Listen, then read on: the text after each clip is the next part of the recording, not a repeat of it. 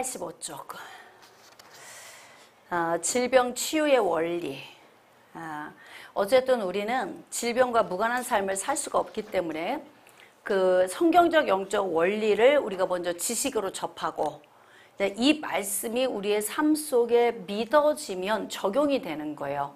그래서 이제 하나님의 말씀의 지식에서 자라가는 것이 굉장히 중요하죠. 잠깐 쉬는 시간에 어젯밤에 가장 늦게 기름 부으심에서 일어났던 윤세영 권사님 참 희한하더라고요.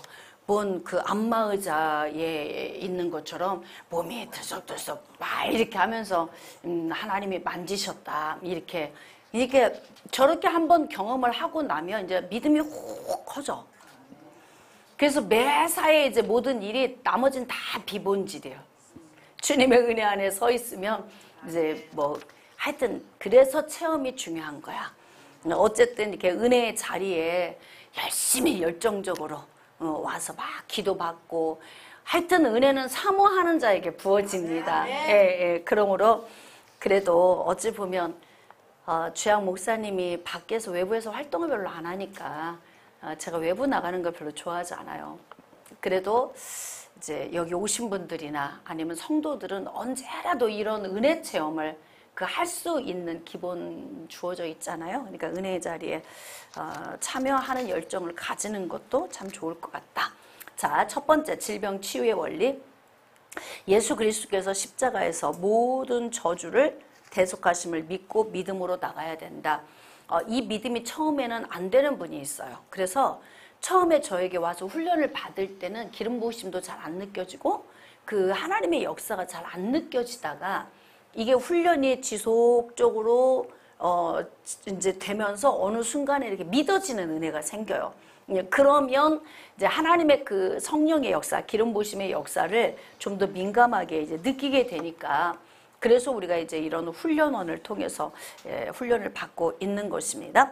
자, 두 번째, 인간이 타락해서 범죄했을 때 영적, 혼적, 육체적, 사회적인 모든 영역이 죄의 영향 아래 들어왔다. 그러므로 질병은 영혼, 육의 유기적 관계로 말미암아 어느 부분에서 일어나 전 영역에 영향을 줄 수 있기 때문에 아주 중요합니다. 그 전 인격적이고 전 환경적인 면이 다루어져야 된다. 이게 치유 원리에서 이것을 배제하면 치유가 어렵습니다.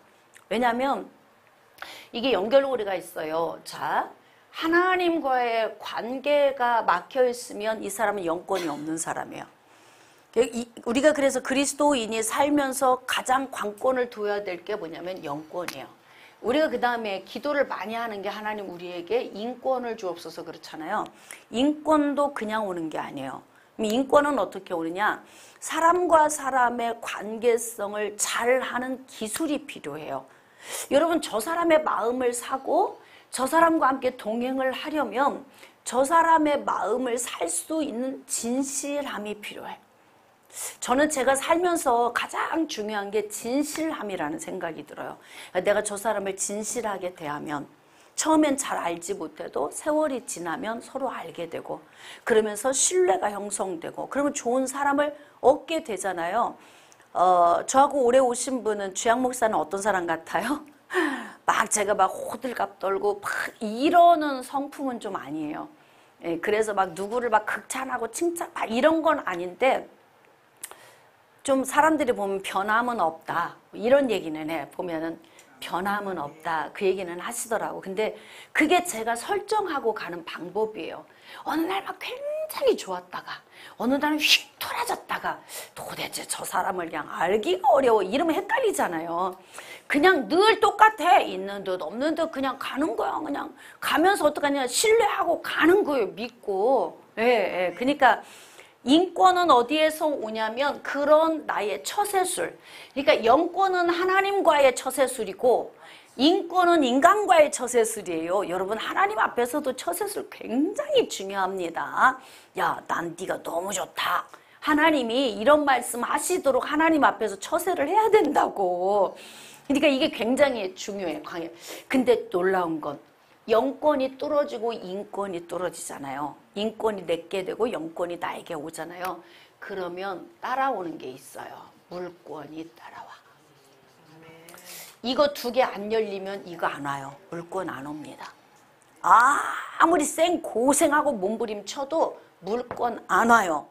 왜인 줄 아십니까? 인권을 통해서 오기 때문에 그래요. 그리고 이 인권을 움직이는 건 누가 움직여요? 하나님이 움직여요. 이게 원리라고요.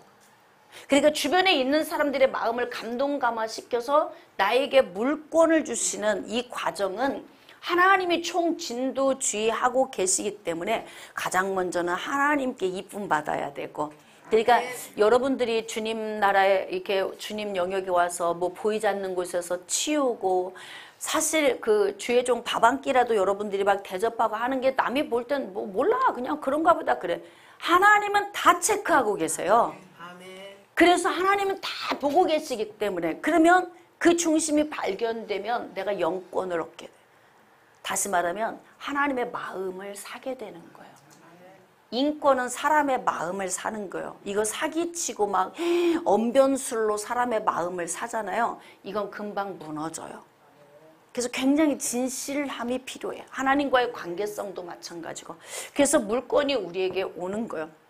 근데 보면은 전 인격적, 전 환경적으로 이게 문제가 해결이 돼야 되는 이유는 하나님과 묶여있는 문제 뚫어져야 돼. 여기 묶여있잖아요. 정신적인 게 온전할까? 마음이 불안해. 뭔지 모르게 찝찝해. 뭐 여러분 예배 안 드리고 놀러 가면 막 거기에서 순간은 쾌락은 있겠지만, 그러고 또 오면 뭔지 모르게 마음이 무거워. 그러니까 어떻게 해야 되냐면 하나님 보시기에 기뻐하는 삶을 먼저 사는 것을 기준으로 딱 만들어 놔야 돼요. 그래야 내가 안 눌려. 근데 이제 여기에서 문제가 오면은 정신적으로 눌림이 와. 이 하나님이 원하지 않는 삶을 살면 양심의 꺼리낌이 오고, 그러면서 어떻게 되면 정신적인 문제가 오게 돼 있어요. 이거 다 연결고리예요. 또 하나님과의 관계성은 좋은데 인간들과의 관계성 속에서 예를 들면 이제 혼적인 영역, 정신적인 영역에 문제가 오잖아요. 그러면 이게 몸에까지 와요. 저는 제가 우리 부모 세대들에게도 자꾸 가르치는 이유가 뭐냐면, 내 인생과 자식의 인생을 엮으려고 하지 마세요. 그리고 자식의 인생에 나를 짐으로 지워주지 마세요. 난 적어도 사람이라면 자기 인생만큼은 책임지고 멋지게 살아야 된다. 난 그렇게 생각을 해. 그래서 주님 나라를 위해서 열심히 헌신도 해야 하지만 내 인생에 대해서만큼은 내가 내 인생을 멋지게 사는 거, 아름답게 가꾸는 거, 건강관리하는 것, 그리고 노후 대책까지 하는 것. 노후 대책은 내가 늙어서도 외롭지 않게 인권을 얻는 거, 물권을 가지고 가는 거, 이게 다 이루어져야 되는 거예요. 그래서 그런 부분들이 돼야 되는데, 제일 문제 발생되는 게 뭐냐면 사람이 살면서 제일 힘든 게 정신적인 영역이거든요. 정신적인 영역. 예를 들면 이런 거예요. 가장 힘든 요인의 가정은 어떤 가정이냐면 청상 과부가 아들 하나 키운 집. 진짜 악조건의 집이에요. 이런 집은. 왜냐하면 청상 과부가 이 아들이 아들이면서 남편이야. 그래가지고 누구한테 주는 게 아까워. 그렇지 않겠어요? 오직 이 아들 하나 바라보고 살았잖아. 그래서 대부분 여러분 혼자 젊어서 혼자 되고 그러면 자식도 잘 키워야 되면 자기 인생도 만들어 가야 돼요. 얘만 쳐다보면 나중에 얘가 뭔 죄야. 그러면은 엄마가 나한테 짐이 돼서 턱 내 머리 위에 올라와 있잖아요. 그리고 어떡하냐면 자식을 절대 행복하게를 안 해주는 거예요. 이런 경우가 있었어요. 며느리가 저한테 이제 상담을 했는데 25년을 청산가부 외아들한테 시집을 간 거야. 그랬는데 시어머니가 안 줘, 아들을. 안 주고 항상 저녁에 자려고 그러면 애비야 애비야 자꾸 불러. 그리고 부부가 자려고 하면은 비계를 들고 들어와. 그래갖고 가운데서 자. 이게 여러분 있을 수 없는 일 같은데 있어요. 그러니까 이 며느리가 얼굴이 기미가 껴서 새카매가지고 그 음식이 들어가다가 여기에서 걸려갖고 도로 역류돼서 올라와. 이런 상태로 저한테 왔어요. 밤이면 스덴다라로 안방 옆에서 수돗물에다가 막 물 틀어놓고 빨래하고 밤새. 여기 그러실 분 계신지도 몰라. 네.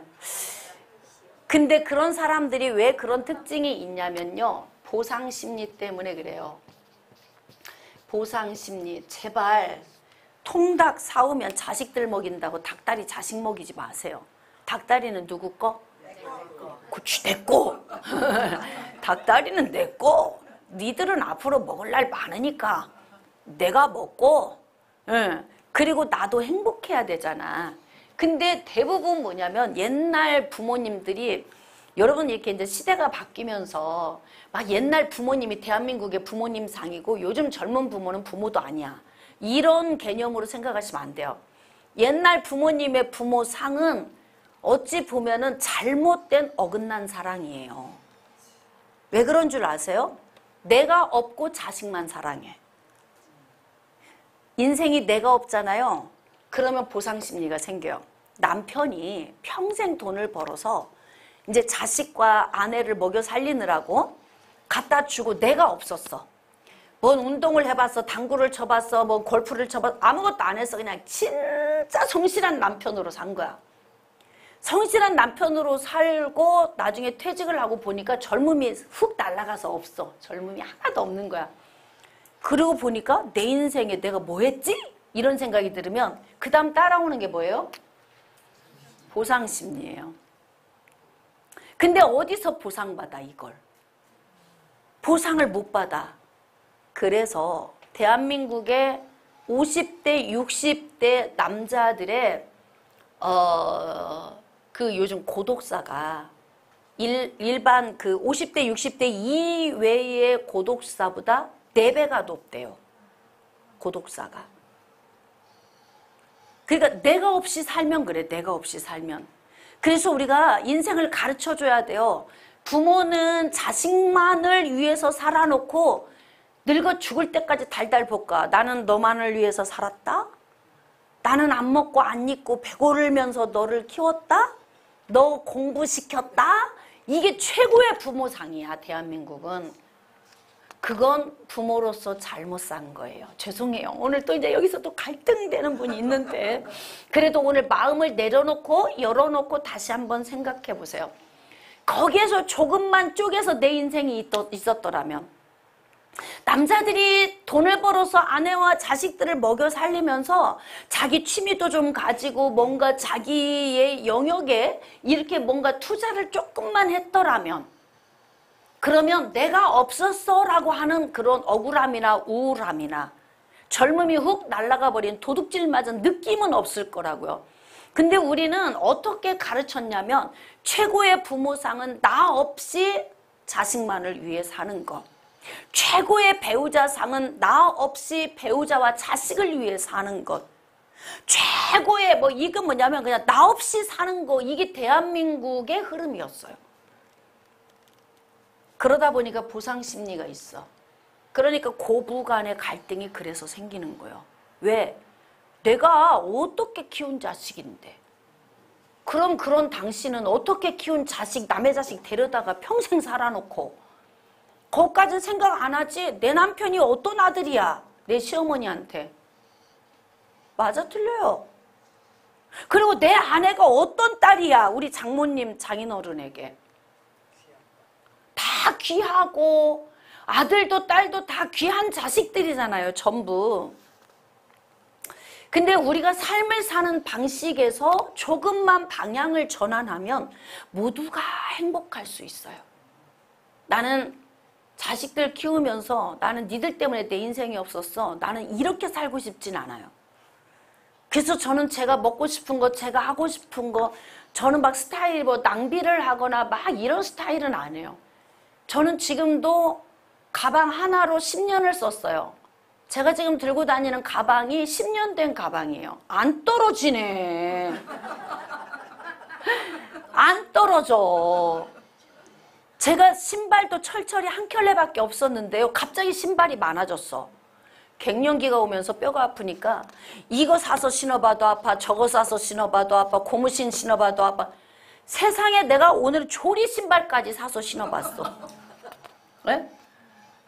뭐가 좀 편하려나.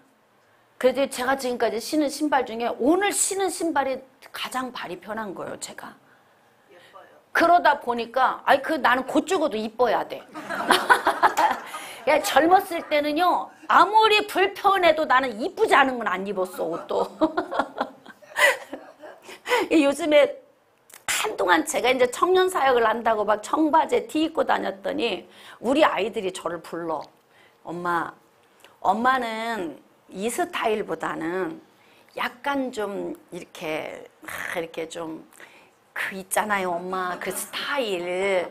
그래서 제가 치마를 다시 입었다고. 바지만 입다가 엄마는 이 모습보다는 이 모습이 훨 좋아 보여요. 왜 애들 마음도 좀 맞춰줘야 되겠더라고. 그래가지고 갑자기 다 벗어놓은 옷을 또 막 주워서 막 입었다고 이렇게. 근데 어쨌든 젊어서는요, 제가 불편해도 좋으니 이쁘기만 해라. 그러다가 이제 나이를 먹으니까 편한 옷을 찾기 시작하더니 이렇게 큰 키에 높은 힐을 신고 제가 언제까지 다녔냐면 불과 3, 4년 전까지만 해도 높은 힐을 신었어요. 난 어른들이 낮은 거 신으면 난 늙어도 절대 내가 저 신발은 안 신을 거야. 단화를 보면서 저렇게 안 예쁜 신발은 내 인생에 없어, 저건. 나는 할머니가 돼도 난 높은 거 신고 다닐 거야. 웬열. 발이 아프니까요. 뭘 신어도 발이 불편해서 설교가 집중이 안 되는 거예요.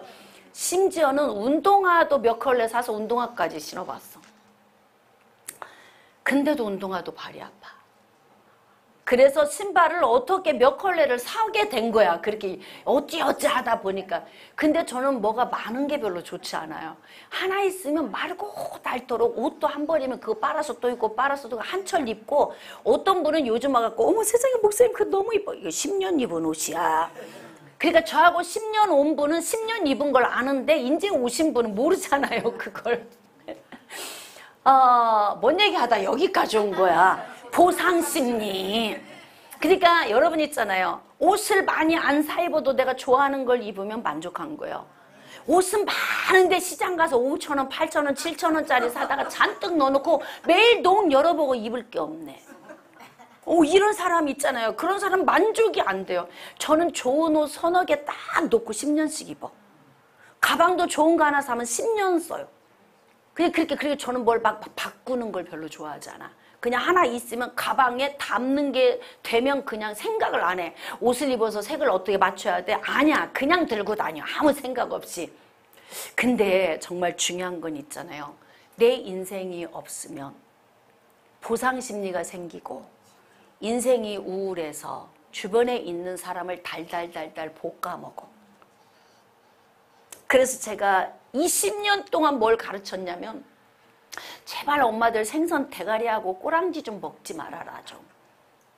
그래가지고 나는 가족을 위해 엄청 희생하는 엄마의 이미지로 나를 만들지 말아라. 그럼 나는 이렇게 키웠어. 남편에게 생선 가운데 토막을 늘 그냥 올렸어 이렇게. 그냥 벌벌 떨었어. 그리고 보니까 내 인생은 대가리하고 꼬랑지만 먹었네 맨날. 그럼 억울해요 안 억울해요? 억울하잖아. 세월이 지나고 보면. 그래서 다른 사람을 힘들게 하는 거예요. 그래서 저는 이기적으로 살아라를 가르치는 게 아니고 내가 없는 인생은 의미가 없는 것이다. 그걸 말씀드리고 싶은 거예요. 내가 있어야 돼요. 때로는 맛있는 걸 먹고 싶으면 혼자 나가서라도 좀 드세요. 제가 사람들에게 이걸 가르쳐요.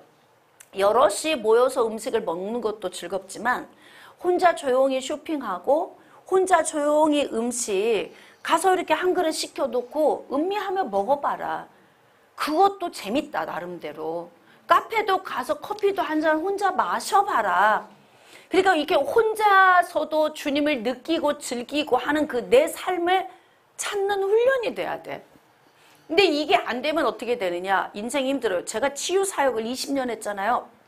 아무리 고쳐줘 보세요. 전 환경적인 요인이 안 돼가지고 집에 가면 그 지긋지긋한 술 먹는 그 인간이 30년을 버티고 안 죽네. 그러면 여러분 생각해 보세요. 이 여자는 이 남자하고 사는 내내 불행해요. 환경적인 요인이 안 되면. 제가 가정을 회복시키려고 하는 이유가 뭐냐면 환경적인 요인이 개선이 안 되면 절대 행복할 수가 없어. 돈이 없어 봐. 여기서는 막 내게 강 같은 평화 막 해서 막 시들어지게 불렀어. 막 집에 갔더니 돈이 없어. 가난뱅이야. 이게 맨날 반복적이야. 행복할까요? 목사가 목회하면서 딜레마에 빠지는 게 뭔 줄 아세요? 환경이 변화 안 되면 내가 아무리 여기서 생쇼를 하고 아무리 하늘에서 불을 내리고 뭔 능력을 나타내도요. 절대 성도들 행복해지지 않습니다. 전 그걸 알아요.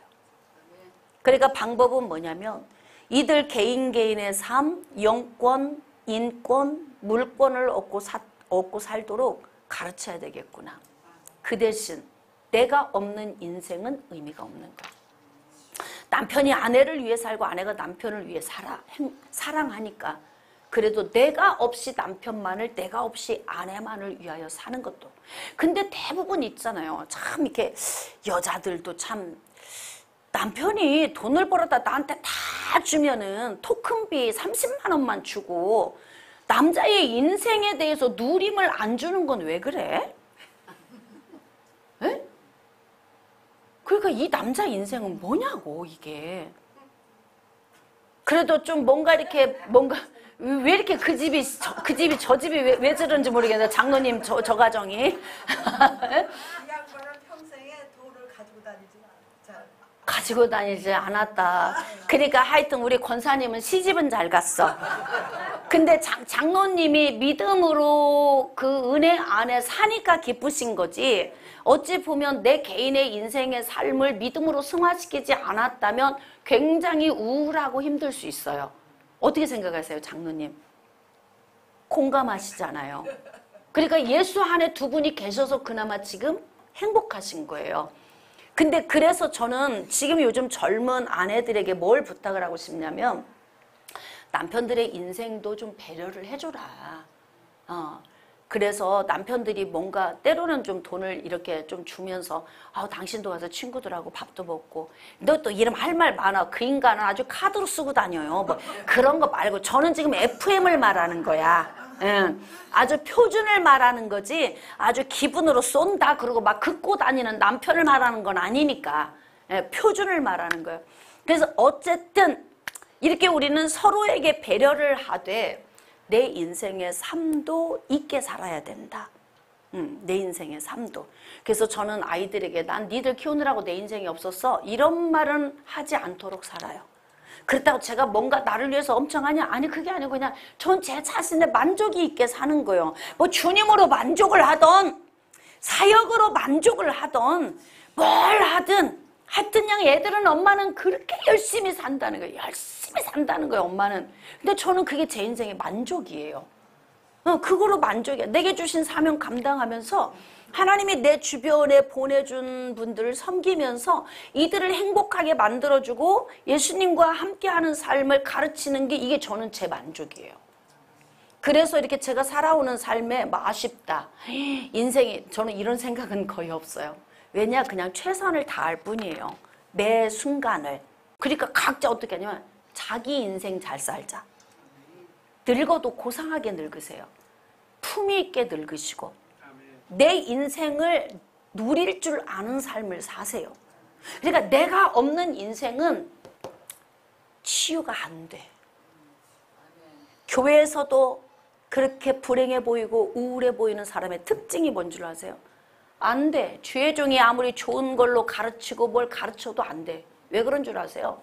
환경에 들어가면은 다시 깨끗이 돼지가 씻었다가 그 우리로 도로 들어가요. 개가 토했다가 그 뭘 다시면 그 환경으로 또 들어가니 그게 얼마나 인생이 뭔 재미가 있겠어요. 그러니까 주의 종이 한계를 느낄 때가 바로 그거예요. 그래서 제가 삶을 가르치는 거예요. 그럼 목사님 세상에 뭐 그런 것까지 가르친대요. 뭐 퀄리티 있는 인생? 잘 살 것 같죠? 안 그래요. 희한해요. 인생 멋지게 잘 살 것 같은데 절대 안 그렇다고요. 희한해. 배운 만큼만 살아. 배운 만큼. 60, 70, 80이 돼도 안 배운 영역은 못하더라고. 제가 대부분 연세 드신 분들은 경제적으로 그래도 좀 안정감이 있겠지? 그러고 물어보면요. 목사님 저축하는 얘기 처음 들었어요. 교회 가면 맨날 헌금하라고만 했지. 저축하라는 얘기를 들어본 적이 없대. 그럼 들어본 적이 없으면 고민을 안 하고 가는 거야. 그냥. 그 부분은 놓고 가는 거예요. 그래서 제가 느끼는 게 뭐냐면 성도들은 자식을 가르치듯이 가르쳐야 된다. 나이와는 상관이 없어요. 영적 지도자는 성경에서 가르쳐 주는 걸 깨닫고 가르치니까 그냥 부모 입장으로 가르치는 거예요. 그러니까 성도들의 삶을 행복하게 하기 위해서 가르쳐야 돼.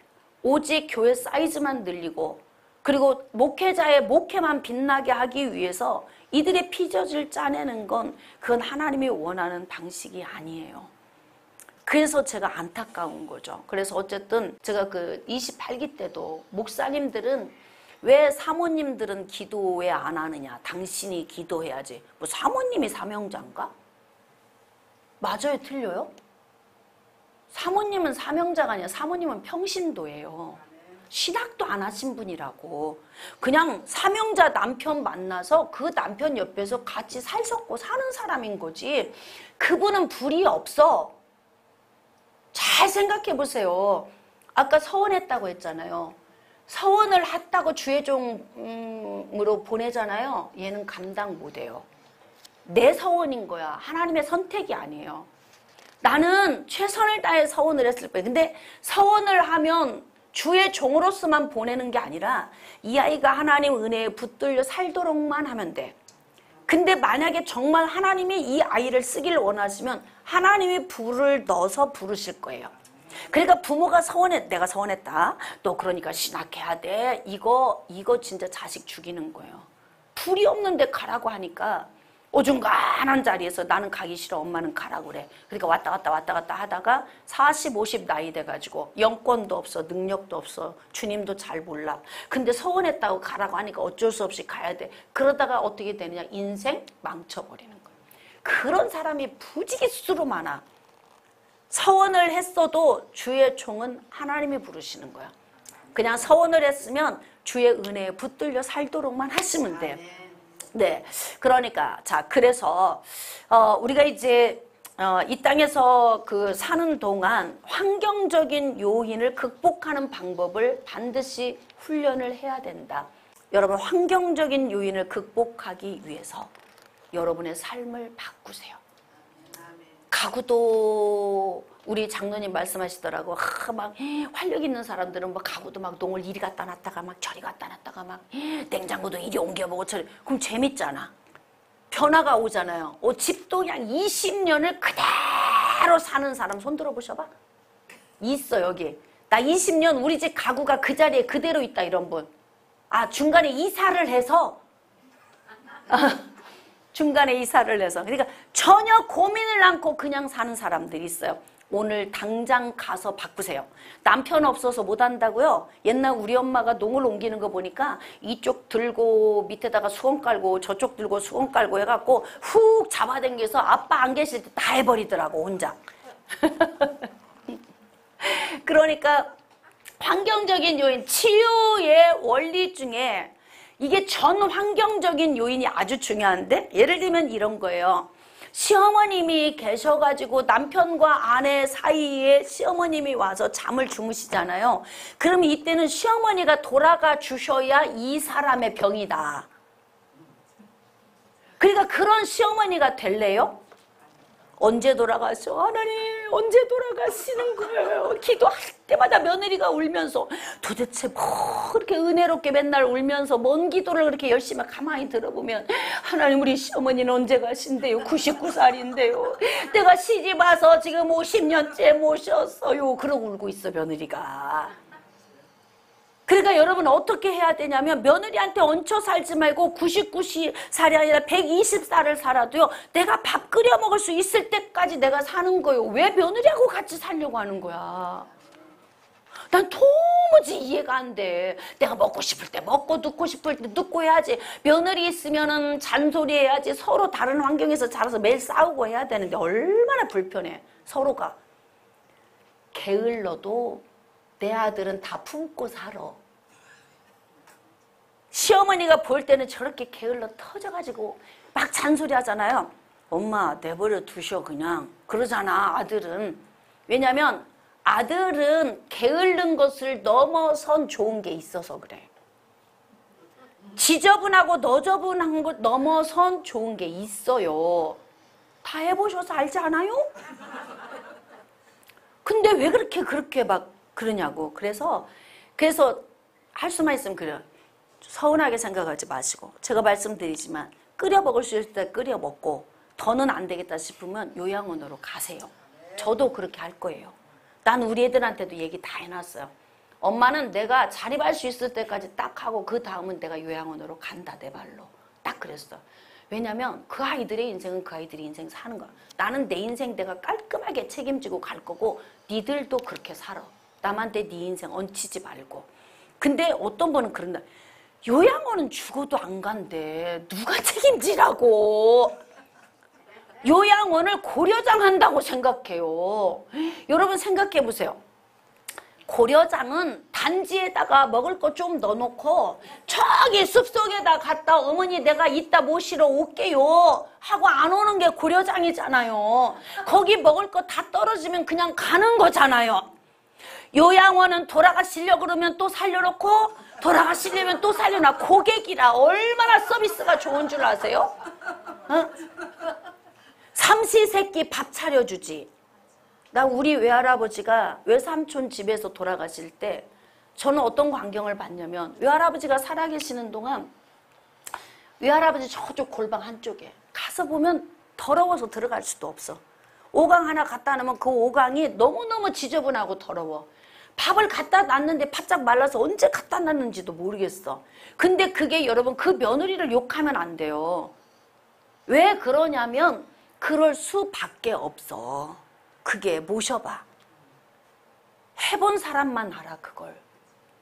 그러니까 그 시대는 요양원이라는 곳이 없으니까 어쩔 수 없이 집에서 살아야 돼. 근데 요양원 가면 새끼 밥 줘. 싸우고 욕을 해도 옆에 그렇게 할머니들이 욕을 하고 싸워.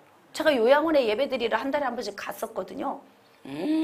처음에 갔는데 눈빛이 얼마나 사나운지. 그 인생의 연륜. 우리는 예수 믿어서 이렇게 이쁜 거예요. 예수 안 믿고 늙으신 분들 눈 한번 보세요. 살기가 가득해요. 치매 오잖아요. 이 욕이 여기서 들어볼 수도 없는 욕을 막 해. 그런 분들이 요양원에 막 있다고. 근데 그걸 자식이 누가 그걸 꼴을 보냐고. 요양원은 돈 때문에라도 섬기는 거예요.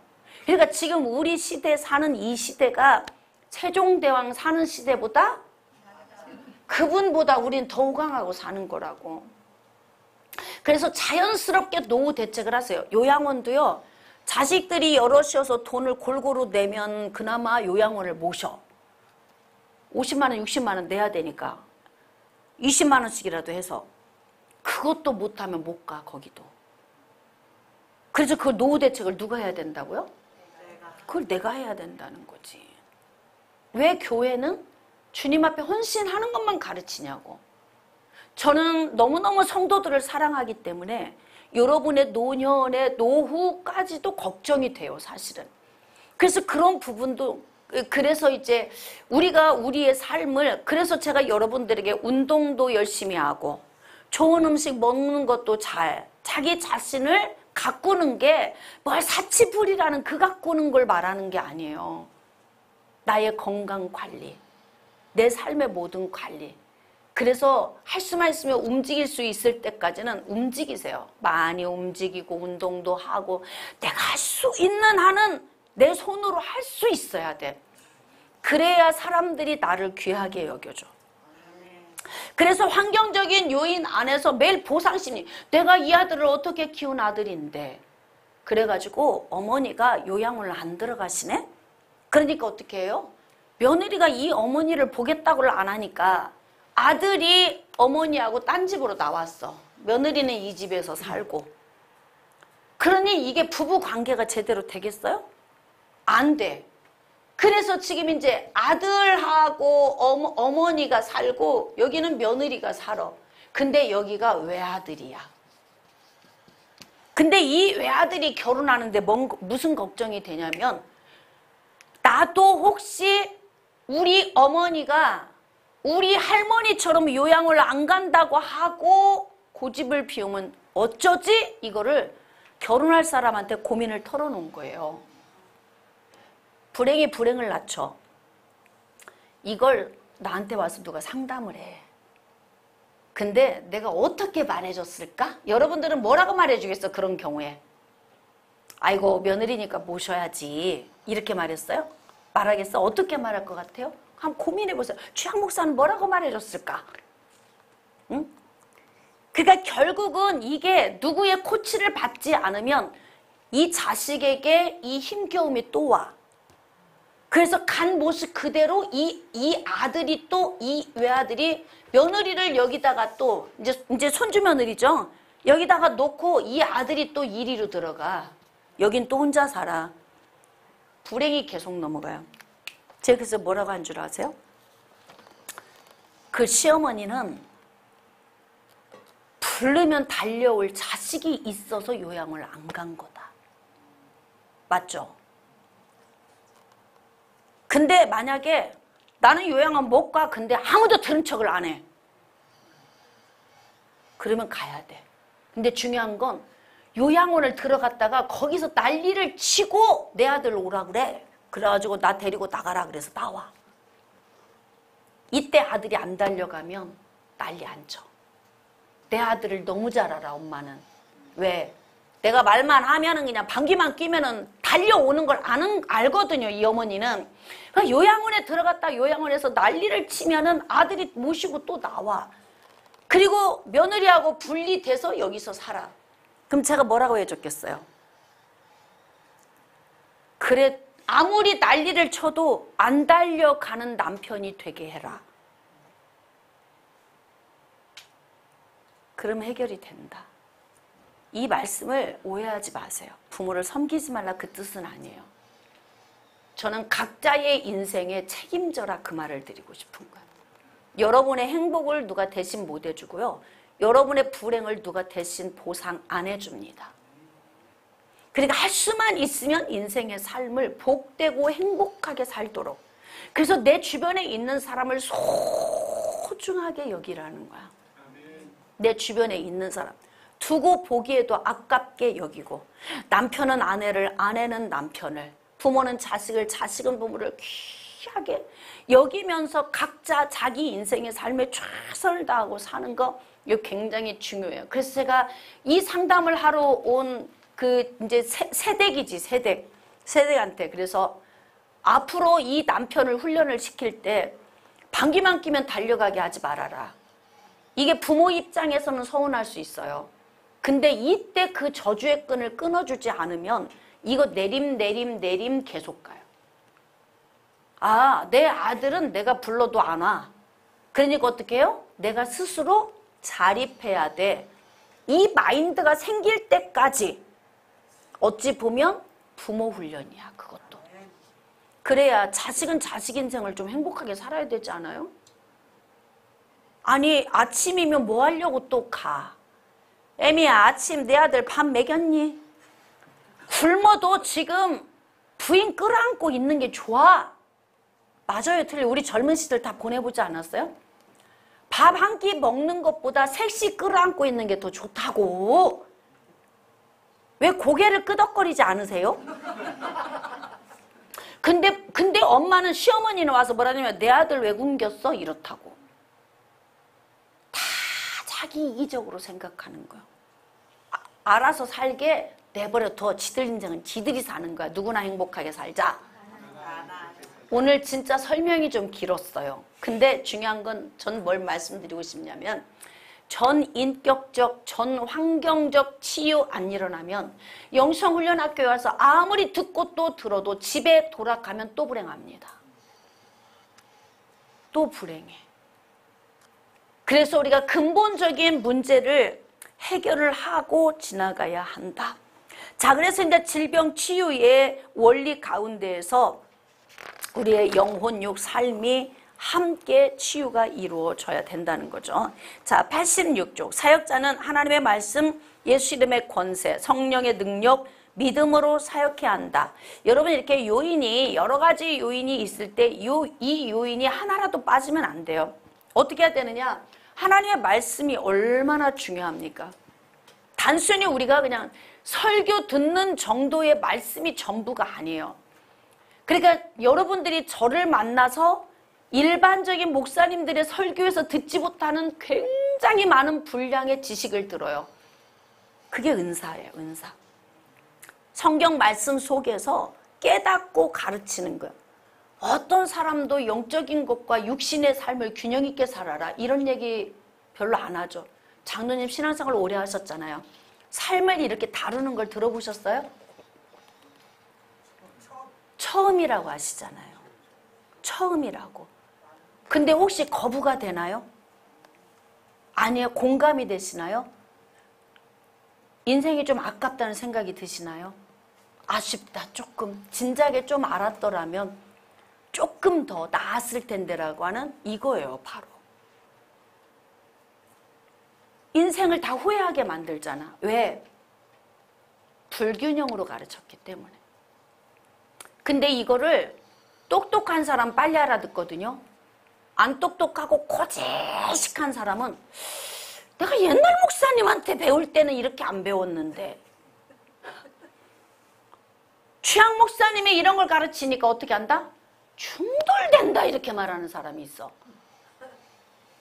그런 분은 어디 가도 회복 어렵습니다. 그게 원리예요. 그래서 마음을 오픈을 하세요. 그러니까 성경에서 여러분이 배웠던 것을 일부분 배웠다면 좀 폭넓게 배운다, 이렇게 생각하시면 돼요. 그러니까 그런 은사를 받은 분을 통해서 좀 넓게 지금 배우고 있다. 목사님들이 오셔서도 여기서 배워가지고 가셔서 목회에 적용을 하니까. 예. 어떤 분은 그러더라고요. 제가 주일 설교를 하는 설교를 유튜브를 통해서 계속 들으셔. 근데 그 목사님이 이런 말씀을 하시는 거예요. 주양 목사님은 주의 종을 가르치는 은사가 있다 그래. 근데 그분은 저한테 와서 그런 훈련을 받은 적이 없는 분이에요.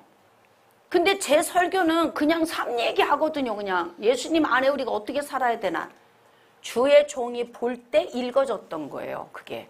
아, 저건 주의 종이 배워서 가르쳐야 되는 거야. 이걸. 그래서 제가 거의 20여 년 동안을 영적 지도자들을 훈련시키는 일을 지금까지 이제 해왔던 거죠. 자, 그다음 네 번째, 성령의 능력으로 말미암아 하나님의 사랑과 자비, 긍휼과 용서로서 치료되어져야 된다. 참 여러분, 이게 희한한데요. 제가 이렇게 사역을 하다 보면 성령이 막 부어지잖아요. 그러니까 이런 거예요. 이제 성령은 내 안에 내주하시잖아. 근데 내주하시는 성령을 반복적으로 인정하면 어떤 은혜가 오냐면 충만한 은혜가 와요. 근데 내주하시는 성령은 소멸되지 않잖아요. 그래서 구원의 영원성, 나를 절대 버리지 않는 하나님. 근데 충만은 내가 하나님을 인정하는 삶이 게을러진다. 생각이 다른 곳으로 빗나가 있다. 주님과 동행하는 요인이 많이 나에게서 소멸된다. 그러면 성령 충만은 수위가 떨어져요.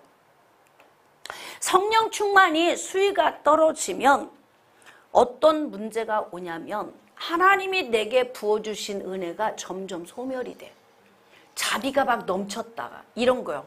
성령 충만하면 아예 그냥 가.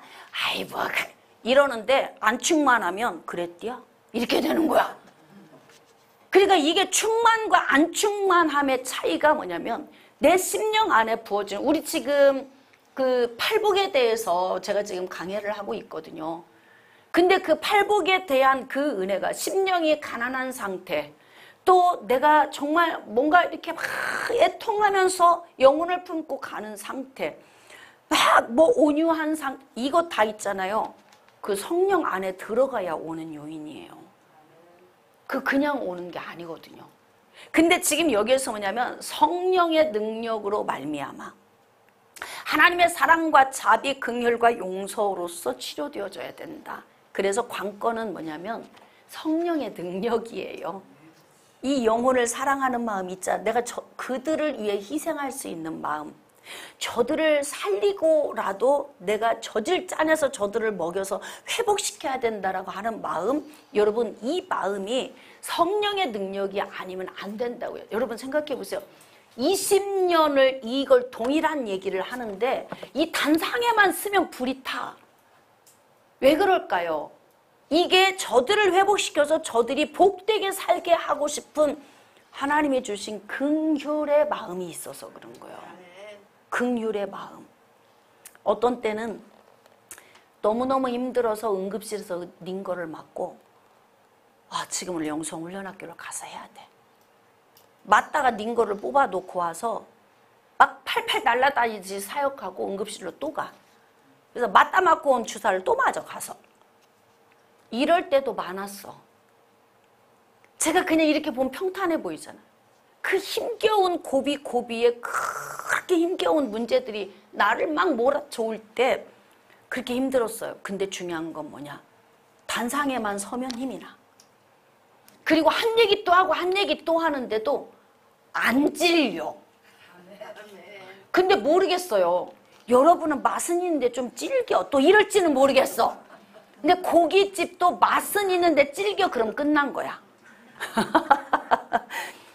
연하고 맛있어야 돼. 근데요, 제가 얼마나 이 가르치고 싶은 열정이 내가 뜨거운지 초창기 때는요, 30분씩 막 오버해버려. 나 혼자 열정으로. 앉아있는 사람은 허리가 아프든지 뭐 어디 아무것도 신경을 안 써. 근데 이게 질기면 맛있어도 이게 힘들겠구나. 그래서 제가 좀 줄인 거죠. 그걸 이제 시간에 맞춰서. 예? 근데 중요한 건 뭐냐면 하나님의 성령의 은혜가 부어지면은 그렇게 긍휼해. 내가 만들 수 있는 마음이 아니에요. 우리가 부흥 집회하고 기름 부으심을 받으면 어머 막 나 느꼈어. 여기서 끝나면 그거는 초보야. 기름 부으심 받고 나면 뭐가 느껴져요? 주님과 깊은 관계가 되면요, 자비와 사랑과 긍휼이 내 안에서 이게 넘쳐야 돼. 그게 원리인 거예요. 성령이 하시는 게. 그래서 우리는 여기 오셔서 기름 부으심을 반복적으로 받고 계속 말씀을 통해서 훈련을 하는 거야. 마지막 한 가지만 하고 마무리하겠습니다. 질기지 않게 할게요. 자, 인격적 사역을 통해서 하나님의 사랑을 증거해야 된다. 저는 이 인격적인 게 그렇게 좋아. 인격적. 하나님은 너무 인격적이세요. 왜 그런 줄 아세요? 내가 문 밖에 서서 두드리노니 누구든지 문을 열면 내가 들어가 그로 더불어 받고 그는 나로 더불어 먹으리라. 그건 뭐예요? 아니 그냥 들어오시지. 왜 문 밖에서 두드리고 계시냐고. 인격적이기 때문에 그래요. 억지로 안 들어오신다 이 말이에요. 부모가 자녀를 양육할 때도 내 새끼니까 문 쑥쑥 열고 그냥 들어가. 그거 아니잖아요. 애들이 아무리 어려도 노크하고 들어가도 되니? 이렇게 묻고 들어가잖아요. 이게 인격적인 거라고요. 그러니까 하나님도 어떻게 하냐면 네가 나를 찾으면 내가 만나줄게. 나는 인격적이다. 네가 부르짖으면 내가 응답할 거야. 난 인격적이야. 부르짖지도 않는데 막 응답 가지고는 안 가. 네가 나를 찾지도 않는데 내가 가서 그냥 대기하고 막 이러진 않아. 그러니까 뭐냐면 전부 나한테 나는 인격적이야. 그러니까 나 보고 싶으면 찾아. 알았지? 달려갈게. 필요한 거 있으면 달라고 해. 아니 그러면 성경에 보니까 하나님은 구하지 아니한 것도 다 아신다면서요. 자, 음성 듣기 시작. 나는 인격적인 하나님이야. 다 알지만 그냥 주지는 않아. 부르짖어. 그러면 줄게. 이게 영적 원리라고요. 하나님이 뭐 알아서 다 해주신다? 무슨 사입이야 그게. 에? 기도만 하면 다 들어주신다? 여러분 기도만 하면 다 들어주시면 뭐 지금 왜 이렇게 살고 있는 거예요? 다 기도해버리지. 집도 50평으로 주세요. 그냥 내가 지금요 70인데요 50살로 바꿔주세요. 뭐 기도하세요. 다 해주신다며 하나님이. 기도는 원리예요. 그냥 하는 게 아니라고요. 기도는 내가 할 수 있는 건 내가 하고 내가 할 수 없는 것을 기도하는 거예요. 단 또 기도의 방법은 또 어떻게 하냐면 기도도 뭐 그냥 하는 게 아니라고. 그러면 어떻게 기도를 하느냐? 예수님이 너무 친절하게 구하고 찾고 두드려. 이건 뭐예요? 기도했냐? 너 기도했어? 그럼 거기가 끝이 아니야? 그럼 뭐야? 네 문제를 해결하기 위해서 방법이 뭔지 나한테 물어봐. 그리고 나서 내가 너한테 지혜를 주면 그 방법을 가지고 어떻게? 두드려. 실행. 이게 방법이라고요. 하나님이 다 알아서 해줘요? 누가 하는 거예요? 구하는 거 내가 하는 거예요. 방법 찾는 거 누가 해요? 내가 찾아야 돼요. 어디 좋은 집 살려면 발품 팔아야 되지 않아요? 옷 하나 마음에 드는 거 살려면 아울렛 가서 막 2시간, 3시간을 막 돌아다녀야 된다고. 그러고도 못 사고 오잖아, 어떤 때는요.